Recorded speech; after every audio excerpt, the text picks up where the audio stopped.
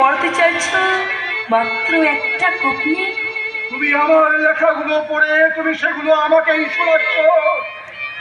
তুমি যে তোমার স্বপ্নের রং দিয়ে আমাকে দিয়ে তোমার স্বপ্নের চাল উপন্যাসের কথা। এটা যে আমার প্রথম ভালোবাসার তোমার পরিবার, তোমার মা, তোমার পারিপার্শ্বিক লোক আমাকে লতার মতো আসছে পিছছে আঁকড়ে ধরেছে কবি, সে কথা কি তুমি জানো? কিন্তু তোমাকে তো মা সুস্থ হয়ে গেলে চলে যেতে হবে। আমার চলে যাওয়ার পথে তোমার শিক্ষার কাটা তুমি মুঠো মুঠো ছড়িয়ে দিয়েছো কবি। আমি তোমাকে বোঝাতে পারছি না, তোমার আর এখানে থাকা চলবে না। আমার যাওয়ার কথা আর তুমি কোনোদিন বলবে না। আশ্চর্য, ওই গণিকা মেয়েটা আমার চরিত্রের উপর একদম জাতার মতো চেপে বসে আছে।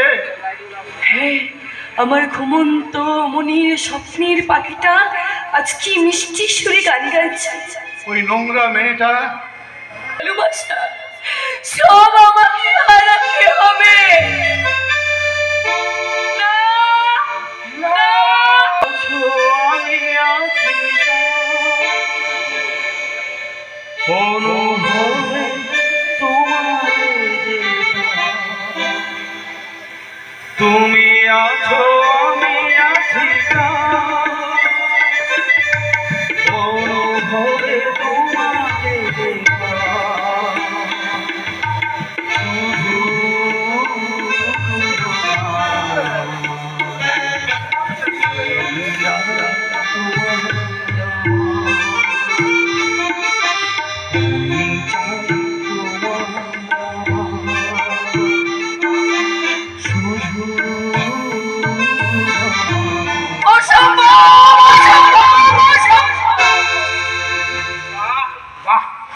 কি সুন্দর দুজনের মুখে এক কথা। ব্যাপার কি বলতো ভাস্করটা? আরে স্বপন, আরে আয় আয় আয় সঙ্গীতা, আমার ভাই স্বপন। হ্যাঁ ভাই, তোমার দাদার মুখে আমি তোমার কথা অনেকবার শুনেছি। কিন্তু বৌদি তোমার চোখে জল কেন?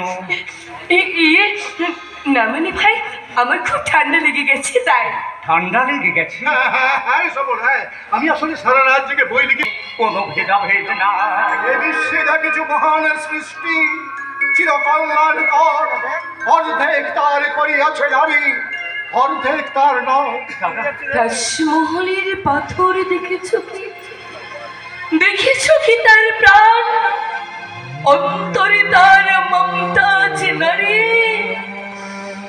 বাহিরে সাজা না।